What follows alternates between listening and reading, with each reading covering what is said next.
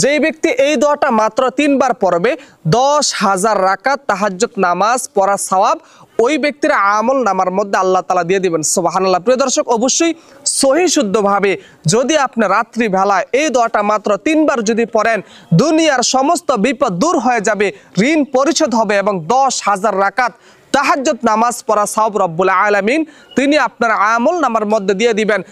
আল্লাহর হাবিব বলেন, যে ব্যক্তি কিনা এই দোয়াটা মাত্র 3 বার পড়বে 10,000 রাকাত তাহাজ্জুদ নামাজ পড়া সওয়াব ওই ব্যক্তির আমল নামার মধ্যে সঙ্গে সঙ্গে দিয়ে দিবেন। শুধু তাই নয়, ওই ব্যক্তির সমুদ্রের ফেনারাশি পরিমাণ সমস্ত গুনাহ খাতা আল্লাহ তাআলা মাফ করবেন। প্রিয় দর্শক, দেখেন এই জীবনে আমরা কত গুনাহ করেছি, কত খারাপ গুনাহ করেছি, কত নিকৃষ্ট গুনাহ করেছি, কত গুনাহ করেছি।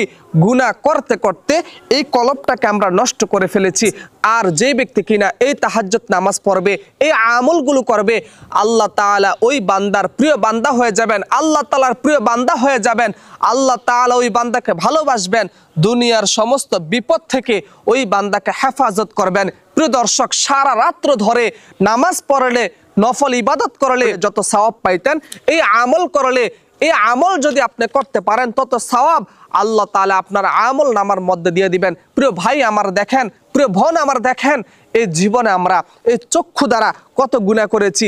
একটা দোয়া পড়বেন, আল্লাহর হাবিব বলেন, যেই ব্যক্তি কিনা এই দোয়াটা পড়বে ওই বান্দার চোখের, জবানের, হাতের, পায়ের সমস্ত গুনাহ খাতা মাফ হয়ে যাবে। আল্লাহর হাবিব বলেন, সুবহানাল্লাহি ওয়া বিহামদিহি, সুবহানাল্লাহি ওয়া বিহামদিহি। ওই বান্দার সমুদ্রের ফেনারাশি পরিমাণ যত গুনাহ আছে সমস্ত গুনাহ খাতা আল্লাহ তাআলা মাফ করবেন। এই জীবনে কত সিনেমা দেখছেন, কত নাটক দেখছেন, কত ভাবে কত সময় নষ্ট করেছেন। অবশ্যই এই তাসবিহ সুবহানাল্লাহি ওয়া বিহামদিহি এর আমল কোনোভাবেই মিস করা যাবে না। আরেকটা আমল করবেন, যেই ব্যক্তি ফজর নামাজ এবং পবিত্র জোহর আসর নামাজের পরে এই আমলটা করবে, একটু আপনারা লক্ষ্য করে দেখবেন যে অভাব অনটন সমস্ত কিছু আল্লাহ তাআলা দূর করবেন। দোয়াটা কি? সালামুন কওলাম মির রাব্বির রহিম, সালামুন কওলাম মির রাব্বির রহিম। অনেকে বলেন, হুজুর আমি খুব বিপদের মধ্যে আছি, ঋণের মধ্যে আছি, অভাব অনটন কিছুই যাচ্ছে না। এই জি সালামুন কওলাম মির রাব্বির রহিম পবিত্র ফজর এবং পবিত্র জোহর আসর মাগরিব নামাজের পরে এই আমল কোনোভাবেই মিস করা যাবে না। আর একটা দোয়া পড়বেন। প্রিয় দর্শক, আল্লাহ তাআলার প্রিয় বান্দা হইবেন, মৃত্যুর পরে জান্নাত লাভ হবে। অনেকে বলেন, হুজুর কি আমল করতাম যখন আমাদের মৃত্যুবরণ হবে, কিছুই তো আমরা কবরের মধ্যে নিতে পারবো না।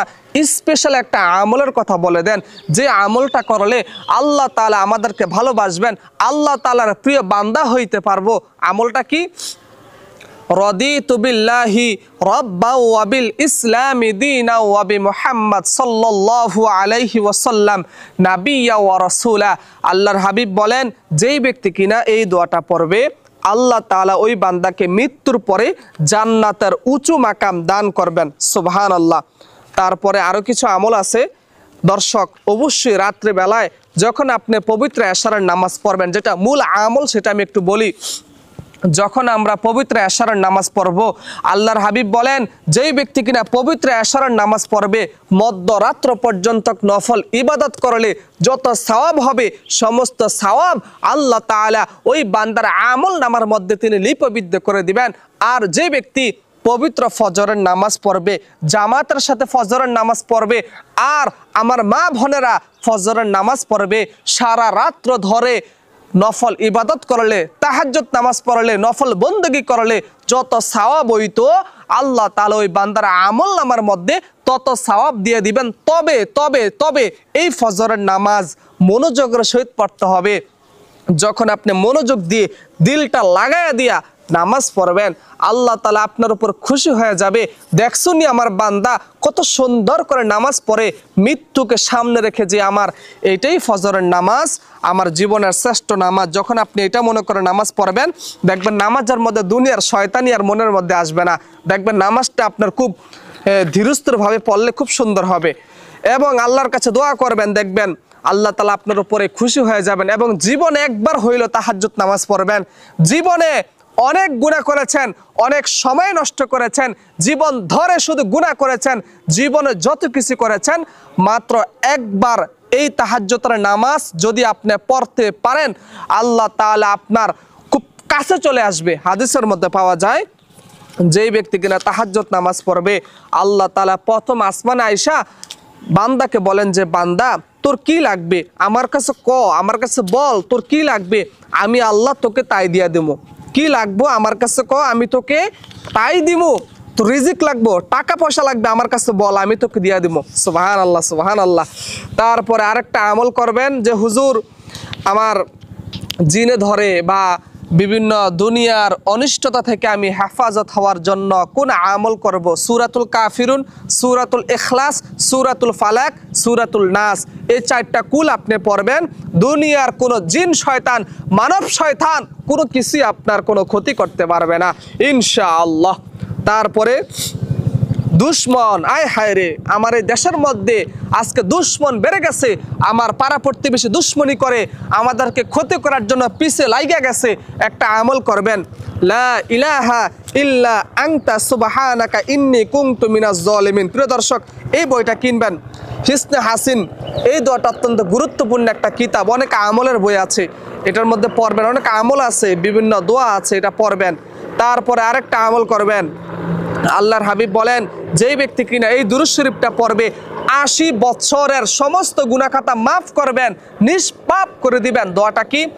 আল্লাহুম্মা সাল্লি আলা মুহাম্মাদিন নাবিয়্যিল উম্মিয়্যি ওয়া আলা আলিহি ওয়া সাল্লিম তাসলিমা। পবিত্র জুমার দিন আসরের নামাজের পরে মুসলার মধ্যে বৈশা মাথাটাকে একটু নিচু করে দিয়া আস্তে আস্তে দুরূদ শরীফটা পড়বেন। আর জাহান্নামকে স্মরণ করবেন, ওই কবরকে একটু স্মরণ করবেন যে কবরের মধ্যে কেউ যাইতে পারবে না। ভাই আমার, ওই জাহান্নামের আগুনের গরম সহ্য করতে পারবেন না। আরে ভাই, দুনিয়ার গরম সহ্য করতে পারেন না, আপনি কেমন মানুষ জাহান্নামের আগুন সহ্য করবেন? দুনিয়ার মধ্যে দেখেন একটা আগুন লাগা দিয়া দেখেন কতটুকু তাপ সহ্য করতে পারেন। তাপ সহ্য করতে পারবেন না, আগুনের গরম সহ্য করতে পারবেন না। ভাই আমার, দোস্ত বুজুর্গ আমার, জাহান্নামকে ভয় করতে হবে। আল্লাহকে ভয় করেন, আল্লাহকে ভয় করেন, নামাজ পড়েন, ইমানের পথে চলেন, ইসলামের পথে চলেন, আল্লাহ এবং আল্লাহ রাসূলকে ভালোবাসেন। লা ইউমিনু আহাদুকুম হাত্তা আকুনা হাব্বা ইলাইহি মিন ওয়ালিদিহি ওয়া ওয়ালিদিহি ওয়ান নাসি আজমাইন। যেই ব্যক্তি কিনা আল্লাহর হাবিবকে ভালোবাসবে না, ওই ব্যক্তি পরিপূর্ণ ঈমানদার হইতে পারবে না। ওয়ামা আরসালনাকা ইল্লা রাহমাতাল লিল আলামিন। আল্লাহর হাবিব হচ্ছেন সারা জাহানের জন্য রহমত। আরেকটা আমল করবেন, যে আমলটা করলে আল্লাহ তাআলা আপনাকে অনেক সওয়াব দান করবেন।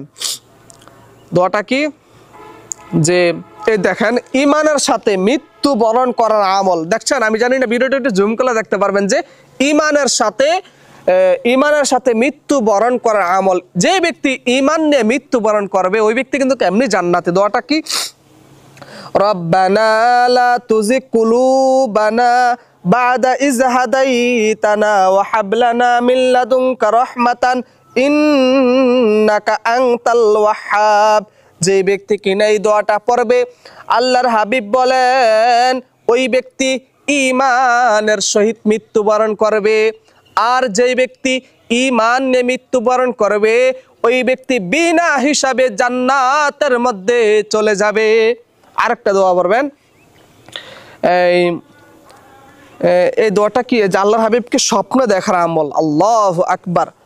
রাসূলুল্লাহ সাল্লাল্লাহু আলাইহি ওয়াসাল্লামকে স্বপ্ন দেখার আমল। একটা ঘটনা বলি। একদিন এক সাহাবী এসে বললেন, জি ইয়া রাসূলুল্লাহ, আমার পিতা অন্ধ, তিনি চোখে দেখে না, কিন্তু তিনার খুব আগ্রহ আপনাকে দেখার জন্য।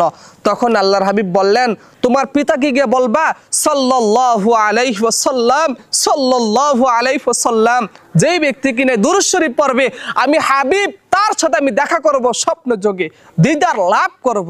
এই জন্য সাল্লাল্লাহু আলাইহি ওয়াসাল্লাম, এই আমলটা, এই দুরূদটা কোনোভাবেই মিস করা যাবে না। তারপরে আরেকটা দোয়া পড়বেন, রব্বানা যালামনা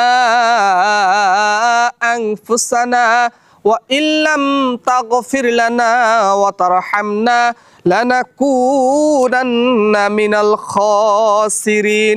ওই বান্দার যাবতীয় সমস্ত গুনাহ খাতা আল্লাহ তাআলা মাফ করে দিবেন। এই জন্য বেশি বেশি করে ফজরের নামাজ, আসরের নামাজের পরে এই দোয়াটা গুনাহ মাফের জন্য কোনোভাবেই মিস করা যাবে না ইনশাআল্লাহ। প্রিয় দর্শক, আজকে এখানে থাকলো। দোয়া চাই। আসসালামু আলাইকুম ওয়া রাহমাতুল্লাহ।